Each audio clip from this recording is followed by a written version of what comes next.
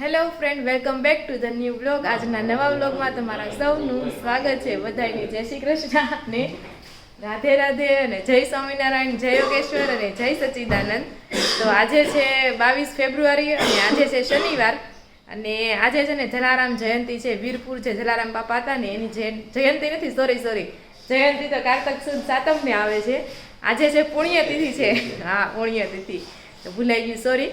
તો આજે જો વીરપુર જલારામ બાપા છે ને એની પુણ્યતિથિ છે અને આજે છે મહાવદ નોમ છે કે હા નોમ છે. આજે કેમ ભૂલાઈ જાય છે બધું, નોમ છે આજે.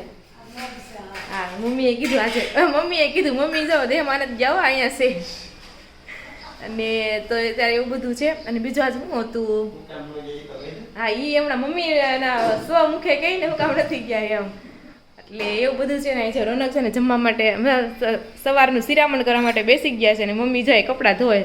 મને લાગે કહેતા દાને દાને લીખા હે ખાને વાલે કા નામ, તો મગમાં શાક મમ્મીનું નામ લીખે છે. મગનું શાક મમ્મીના હાથેથી જ બનાવવાનું છે ને. હા, બનાવવાનું ને ખાવાનું એમ. ખાવાનું મારે બનાવવાનું. હા, તો કેમ થયું?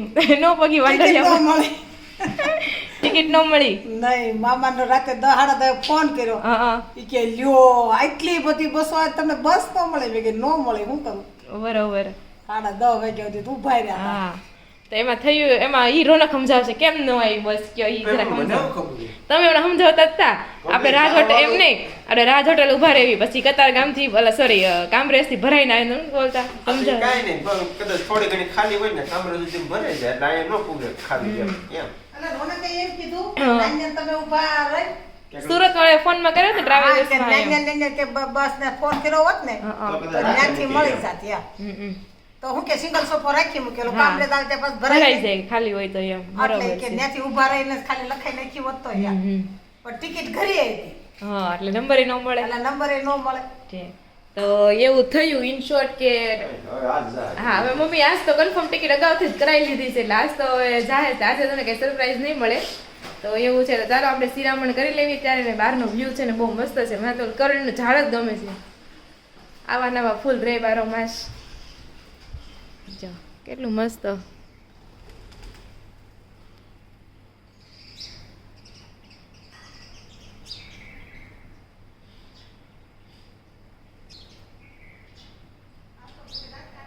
તો જો અત્યારે વાગી ગયા છે બપોરના 1 અને જો આપણે મમ્મીના ઘરે આવી ગયા છે. બપોર આપણે મસ્ત મજાના કરી લીધા છે અને સાંજે આપણે જવાનું છે એક લગ્નમાં. ત્યારે પણ તમને ત્યાં બતાવશું. અને જો એ બપોરા કરે છે સંદીપ, સોનલ અને મમ્મી. હા, મમ્મી 2 જણા છે. નહીં, કાલે તમારા બધાયને, આજે બેને છે અને હા અમારે એવી રીતના છે. આ બાજુ ઓલી ગુડી નો રહેતી ઓલી એના છે. અને જો જમવામાં છે રોટલી અને મકાઈનું શાક. હજી કાલે જ મકાઈનું શાક બનાવ્યું, પરમ દિવસે સાંજે બનાવ્યું મકાઈનો સેવડો બનાવ્યો. હજી 2 ડોડા પડ્યા છે. હવે બાફી નાખશું. હવે શું કરવું, એટલે એમ થઈ જાય એટલે જ ન મજા આવે પછી ખાવાની. એવું થાય ને પાછું શાક બનાવી નાખ્યું હજી એમ થાય.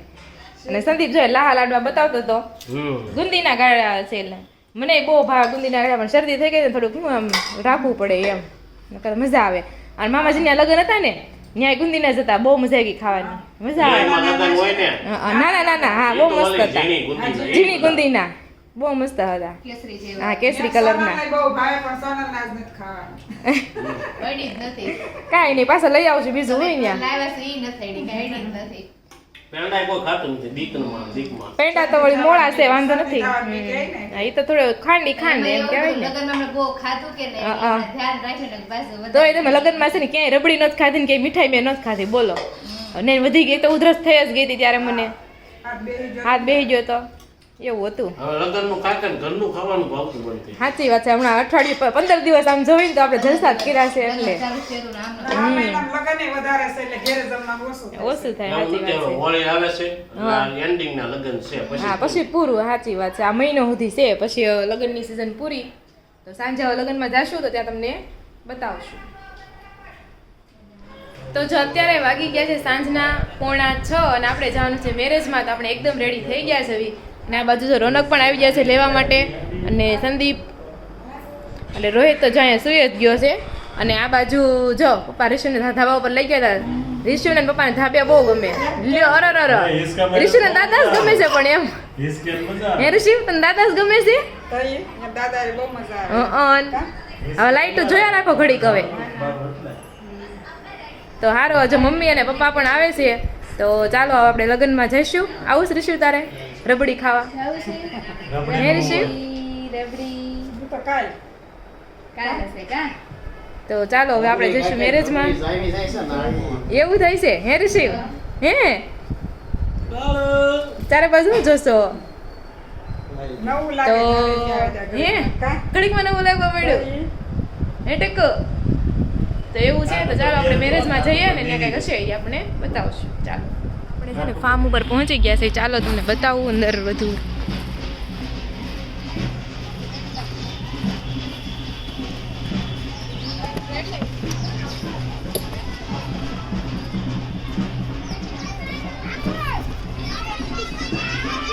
તો જો સભાડિયા ફેમિલી અને સોનાણી પરિવાર બે ફેમિલી છે. નયન અને રેન્સી વેલકમ્સ યુ.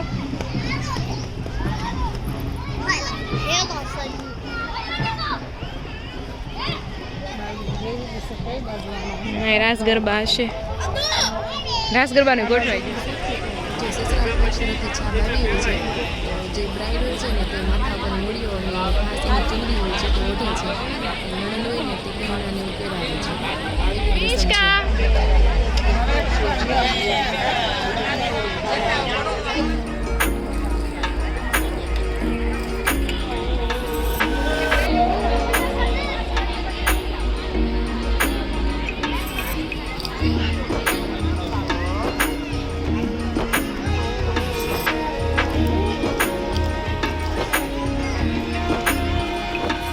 તો હેલો ફ્રેન્ડ્સ, અત્યારે વાગી ગયા છે 8:30 અને આપણે ઘરે આવી ગયા છીએ લગ્નમાંથી. અને અત્યારે જો રાસ ગરબાનો કાર્યક્રમ છે ત્યાં અને મમ્મી પણ જો રેડી થઈને બેઠા છે. હવે બસની રાહ જોવે છે.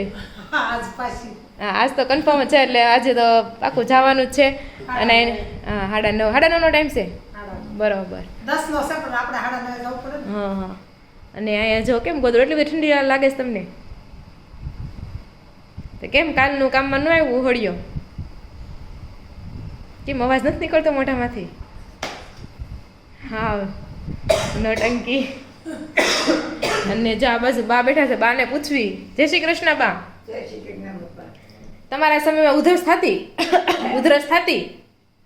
શરદી ઉધરસ થાય તો શું કરતા તમે? દવાખાના જતા નહીં ત્યારે તો શું કરતા? એમને મારું થઈ જતું? કઈ આદુ હળદર એવું કઈ ન ખાતા? એવું કોણ કરીને ચાર દી હા એ વાત છે. એમને બેસી જાય એમને મારું થઈ જાય ગમે એવી ઉધરસ થઈ હોય તોય કાંઈ ન થાય. કાંઈ ન થાય તો સારું કહેવાય. લ્યો ઉધરો મટી જાય. ઉધરા મટી જાય. અને શીખો બા પાસેથી કાંઈ ન થાય. અમને ઉધરસ થાય તે આખા લગ્નમાં ઉધરસ થતી તોય સારી થઈ ગઈ. એટલે ક્યાં દવાખાને જાવ છો? તો આપણે આદુ ને ઓયલું શું છે પણ અજમા ને એ બધું આપણે ન સહન કરીએ. પણ ઈ ગોઠિયા પેલા છોકરાને શરદી થતી ને નાના છોકરાને હા તો એ દવાખાને ક્યાં લઈ જતા? હા આપણે અજમા એને લીધા ને ઈ લઢી અને સાંજે પગના તળિયે બધી સોપડી જતા. ઠીક. એમ કરીને શરદી પકાડતા. પેલા ક્યાં દવા હતી? ગોઠિયા તો હસોડા એમાં નહોતા. તો પણ મને જ તાર પપ્પા દવા ન લેવા દેતા. એમ જ કે તૈતી રે શરદી કે એ તો એમ જ ગમે એ વસ્તુમાં દવા ન લેવાની હોય. સારું જોઈએ છે. મૂળ શરદી થાય. શરદી ઉધરસ ને તાવ બધું ઓટોમેટિક જ વહી જાય. અને વરમાં એક વાર તો તાવ આવો જ જોઈએ. શરીરની ગરમી વહી જાય. એક વાર જ વરમાં આવો વારંવાર નહીં. 4 મહિના એટલે આ સંભળાય મતલબ મને આ મહિના થઈ છે એટલે કે શું? તેમ જ હોય ને. એટલે હું તો દવાખાને જવું પડે ને 2-3 વાર થઈ ગયું હા, તો જવું પડે. તો હાલો કાલ જાવ તો તો જાજો. મેં તો કીધું તો રસ્તામાં જતા આવો દવાખાને નથી કીધું મેં. જોઈએ તો એવું છે બધું. હાલો તઈ. તો હેલો ફ્રેન્ડ, તો જો અત્યારે વાગી ગયા છે સાંજના 10 અને મમ્મી છે ને ગામડે જવા માટે નીકળી ગયા છે. સંજયભાઈ તેને મૂકવા માટે ગયા છે. અને એવું છે કાલ સવારે તો ત્યાં પહોંચી જશે. અને પછી દાદા નાનાજીનું જ્યારે પાણી ઢોળ પતી જશે ને પૂરું થઈ જશે ને ત્યારે મમ્મી પાછા સુરત આવશે. એટલે મે બી નેક્સ્ટ સોમવાર મંગળવારે આજુબાજુ આવશે. તો એવું બધું છે. અને આજે છે ને જલારામ બાપાની પુણ્યતિથિ હતી ને તો મારે બધાને એક સવાલ પૂછવો છે કે જલારામ બાપા છે એ કયા ભગવાનના ભક્ત હતા. મને તો અત્યારે ખ્યાલ છે, પણ જો તમને ખબર હોય ને તમે જરૂરથી કોમેન્ટ કરજો.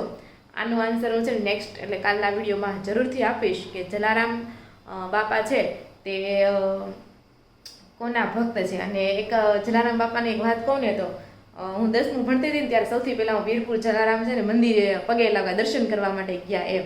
અને ત્યાં અમે છે ને લાઈનમાં ઊભા રહ્યા એમ. તો મેં કીધું પ્રસાદી નથી, આ જનરલી કેવું હોય કે બધા આપણે મંદિરે જાવીએ તો બહાર બધું ફૂલ વેચવાવાળા હોય ને પછી પ્રસાદી વેચવાવાળા હોય ને ઘણું બધું હોય એમ. તો ત્યાં આપણે ગયા ને તો મેં આમાં કેમ કંઈ પ્રસાદી લેવાવાળા કંઈ છે નહીં એમ.